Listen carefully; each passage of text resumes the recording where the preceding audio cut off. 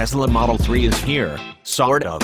Although shipments technically began in July, the production ramp of the new affordable Tesla EV has been slower than CEO Elon Musk had hoped. Last quarter, Tesla delivered just 1,542 Model 3 cars against a reservation list that is several hundred thousand long, and production of right-hand drive versions isn't expected to begin until 2019 at the earliest. UK pricing has yet to be announced, too. Despite a brief run in the Model 3 last summer, we've had to wait until now to get our hands on the new EV for a more thorough test. We borrowed one from an owner in Silicon Valley and put it through its paces for a day on the hilly streets of San Francisco, across the Golden Gate Bridge and back, and on traffic-clogged highways. The Model 3 isn't nearly as fast as its larger brother, the Model S, but it has plenty of electrical driving the rear wheels. Tesla claims a 0-60 mph time of 5.1 seconds with a larger battery pack, and that seemed the right ballpark, but we didn't pull out our stopwatch.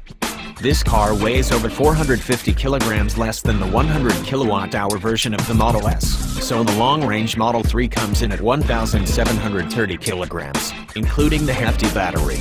That's not exactly light in overall terms, but it's more than respectable for an EV with this sort of range.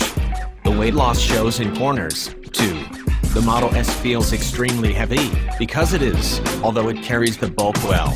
The Model 3, though, doesn't feel like a super heavy electric car at all. Rumor has it that the BMW 3 Series was the benchmark, and that feels about right in terms of agility. The chunky, 2-turns lock-to-lock steering wheel is lovely to use, with a trio of options for weight, sport, standard and comfort. The steering communication isn't at the level of, say, a BMW M3, but it more than gets the job done. Thanks to the all-electric drivetrain and regenerative braking, most driving can be done with one foot. Lifting off the throttle really slows things down, and only in the most severe braking maneuvers, or when coming to a complete stop, do you need to touch the brake pedal.